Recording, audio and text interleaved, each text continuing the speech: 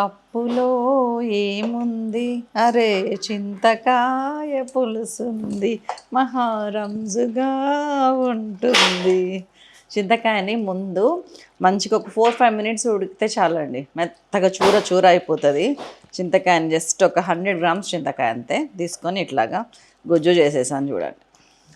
So ఇది పక్కకు పెట్టేస్తున్నాను. ఇంకా దీని సంగతి తర్వాత చూద్దాం, ముందు పప్పు సంగతి చూద్దాం. ఆ చింతకాయ పులుసు ఎందుకు వేస్ట్ చేయటం, ఇందులో వేసేద్దాం, కడిగేద్దాం చెయ్యి. సో పప్పు నేను 1/2 అవర్ నుంచి నానబెట్టాను. దాంట్లో టమాటా ఒక్క టమాటా వేసి పచ్చికారంతో చేస్తున్నాను ఇవాళ. ఇంతకీ ఏం చేస్తున్నావు శైలజ, ఏం మాట్లాడుతున్నావు, ఏంటి ఛానల్ అసలు? నమస్తే అండి, వెల్కమ్ టు శైలాస్ కిచెన్. ఈరోజు నేను చేస్తున్నాను చింతకాయ పచ్చికారంతో పప్పు.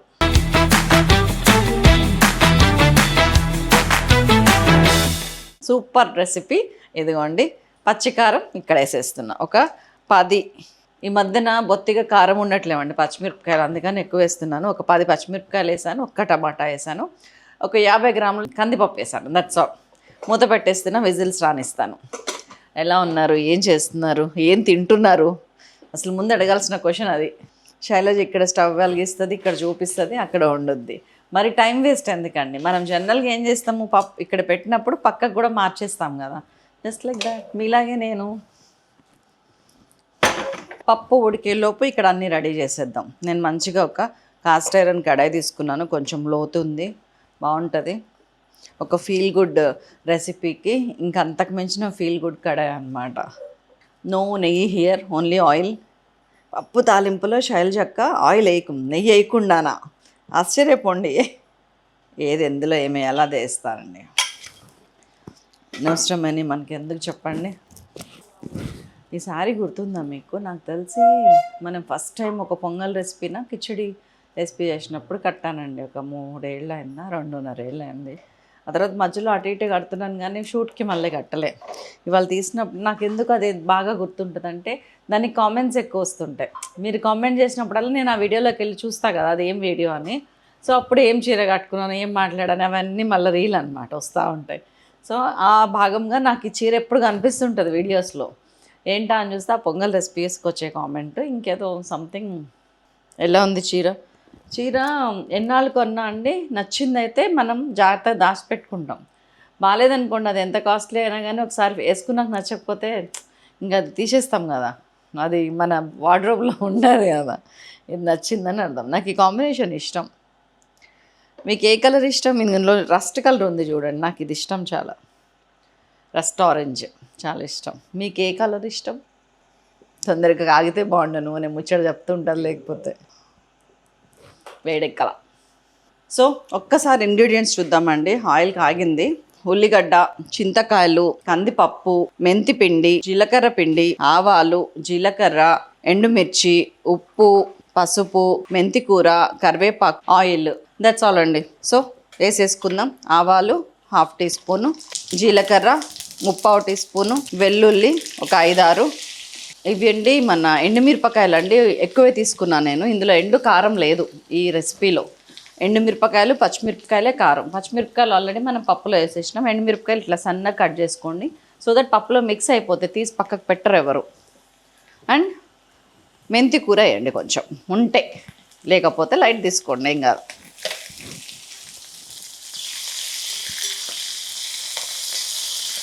వేగుతుందో కొంచెం కరివేపాకు, ఒక 1/4 టీ స్పూన్ ఇంగువ,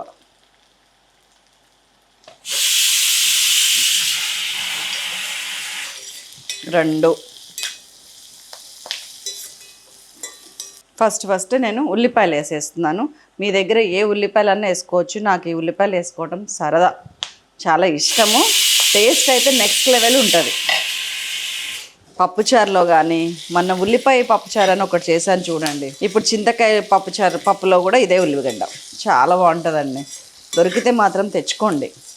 ఉలవటం కొంచెం టఫ్ అనిపిస్తుంది కానీ ఆ టేస్ట్ని అర్థం చేసుకోవటం ఇంకా టఫ్.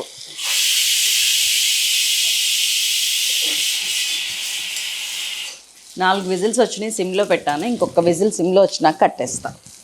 ఇక్కడ ఒక ట్విస్ట్ అండి మీకు. ఉప్పు వేసేస్తున్నాను. పప్పులో ఉల్లిగడ్డ ఎంతసేపు అయినా ఉడకచ్చండి, పప్పు టేస్ట్ మారదు. కానీ చింతపులుసులో ఉల్లిగడ్డ ఎక్కువసేపు అది ఉడికేదాకా ఈ చింతపులుసు మరిగిందనుకోండి టేస్ట్ మారుతుంది. చింతపులుసులో పులుపు తగ్గుద్ది, చేదు వస్తుంది, అంటే వగర్ లాంటిది అనమాట. సో అది అవాయిడ్ చేయాలంటే ముందు ఉల్లిపాయ సగం ఉడికిపోవాలి ఇక్కడే. ఇదిగోండి 1 టీ స్పూన్, దాదాపు ఒకటి బాగుంది, 1 టీ స్పూన్ మీద పావుంది వేసేసా. చక్కగా ఈ తాలింపుతో పాటు ఉల్లిపాయని ఉడకమ్మా అని చెప్పి వదిలేస్తున్నా. మూత పెట్టేస్తున్నా, టైట్ లిడ్, మందం లిడ్, కిందది కాస్టర్ ఐరన్, పైది మట్టి, రెండింటి కాంబినేషన్ ఎలా ఉంటుందో చూడాలి.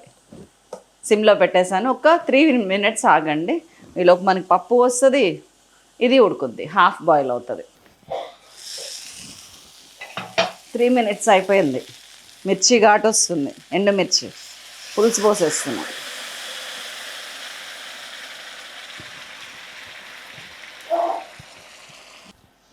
మీకు లాస్ట్లో ఉండే ఈ గసగస రావద్దంటే మామూలు జల్లీలు వేస్తే సరిపోదండి, క్లాత్ జల్లీ ఉంటుంది తెలుసు కదా, అందులో వేయండి. దీనిలోంచి అసలు చిన్న దుమ్ము రేణువు కూడా కిందకి పోలేదు, మన చేతుల్లోంచి వెళ్ళిపోతుంది. ఇలాంటి ఇళ్ళల్లో ఉండాలండి. ఏమంటారు, వంటకి సహకరించే పరికరాలు ఏదైతే ఉన్నాయో, ఎక్విప్మెంట్ ఉంటే మనకి అదొక అండ. లేకపోతే సన్న ఇసుకలాగా పైన చింతకాయ పొట్టు, ఇది మసలొచ్చే లోపు మనకి ఇది విజిల్ రావాలి. పప్పు కదా ఉడకదేమని కొంచెం టెన్షన్. వచ్చేసిందండి, ఇదిగోండి మంచిగా ఉడికిపోయింది. దీన్ని మంచిగా పప్పు గుత్తేసి రుబ్బటమే. పచ్చిమిరపకాయలు, టమాటాలు అన్నీ మెత్తగా కావాలండి. చింతకాయ పులుసుకి ఈ కాంబినేషన్స్ అన్నీ నెక్స్ట్ లెవెల్ ఉంటాయండి. సార్ చేసి చూస్తే మీకు అంత బ్యూటీ అర్థమవుతుంది. ప్రతి రెసిపీ కూడా ఒక క్రియేటివ్ ఆర్ట్ అండి నా దృష్టిలో.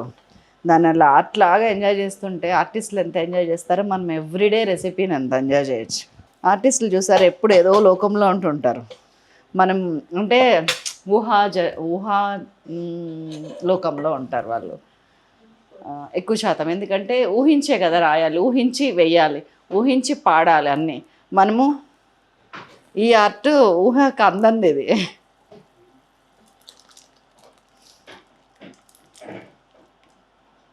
పప్పు మొత్తం వేసేసిన. ఇప్పుడు మనకు కావాల్సినవి వేసుకుందాం. ఇందులో కొంచెం పసుపు వేసేస్తున్నానండి, 1/2 టీ స్పూను పసుపు వేసినాక మన పప్పు రంగు మనకు వచ్చింది. ఒకసారి ఉప్పు చూసి అది కూడా కలుపుదాము. దీన్ని కొంచెం ఒక 4-5 నిమిషాలు మసలనివ్వాలి. మసలే క్రమంలో ఏమేమి వేయాలో కూడా చెప్తా.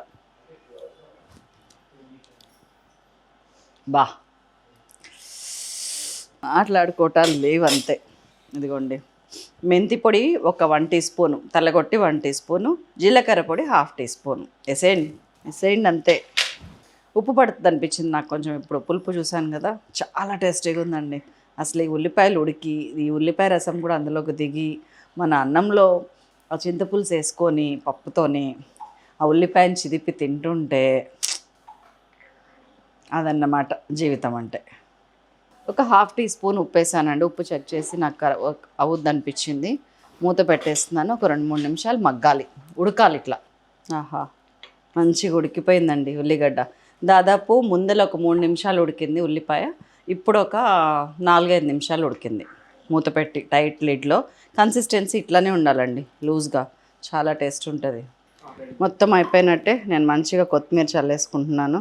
కొత్తిమీర కూడా కొంచెం వేడి మీద ఉడికితే అండి, కాడలు ఉన్నాయి చూసారా, భలే టేస్ట్ దిగుద్ది. That's all. అయిపోయింది మన పప్పు. కట్టేస్తున్నా కాస్ట్ ఐరన్లో, మట్టి కుండలో. చాలాసేపు వేడి ఉంటుంది, అందుకని మూత పెట్టేసి ఉంచితే అసలు ఆ ఫ్లేవర్ దాంట్లోనే, ఆవిరి కూడా దానికే పట్టి, కూరకు పట్టి ఇంకో అదో రకమైన టేస్ట్ ఉంటుంది.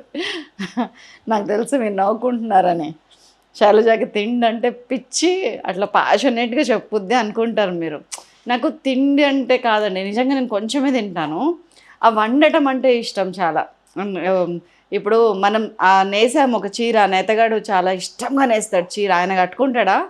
కాదు, ఎవరన్నా కట్టి అందంగా కనిపిస్తే సంతోషం, సేమ్ ఫీలింగ్.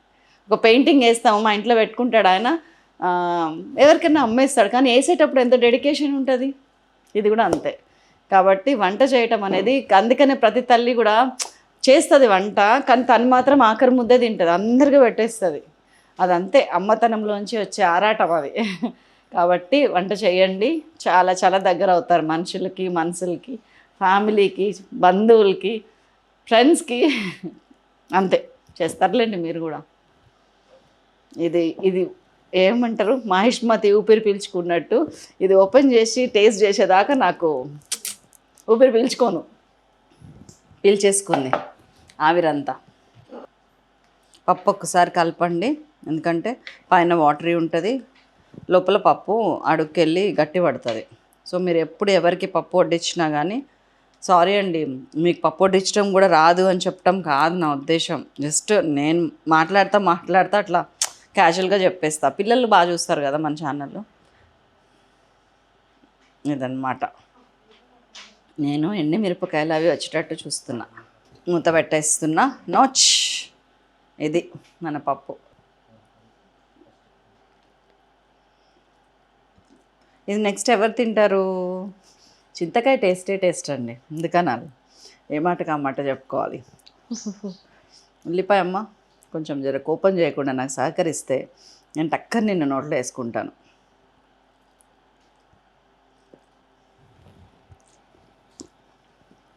ఇందులో మెంతికూర టేస్ట్ అండి సటల్గా ఉంది. పోపులో వేసేసాము, డీప్ ఫ్రై చేసాము, కసూరి మేతే వేసినట్టు. తెలియదు ఎవరికి, చెప్పని కూడా చెప్పక్కర్లా, కానీ ఎంత హెల్త్ అండి నిజంగా. కందిపప్పు ప్రోటీను, మెంతికూర ఇంత అద్భుతమైన రెమెడీ మన డీటాక్సిఫికేషన్కి, ఇన్ఫ్లమేషన్ని రిమూవ్ చేయడానికి మెంతులు, మెంతికూర. చింతపండు కన్నా చింతకాయ చాలా మంచిది. కాన్స్టిపేషన్ ప్రాబ్లం రాకుండా ఉండాలంటే మీరు చింతకాయ సీజన్లో ఫుల్ చింతకాయలు తినండి. చారు స్టోర్ చేసుకోండి. నేను వేరే వీడియోలో చెప్పాను చింతకాయ పులుసు ఎట్లా స్టోర్ చేసుకోవాలి ఇయర్ మొత్తం, చూడండి. ఇప్పుడు నాకు ఉల్లిపాయ చిదిపి ఇట్లాగా అదే అన్నంలో చిదిపినాక కలిపేసి ఈ ముద్దలో ఇలా తింటే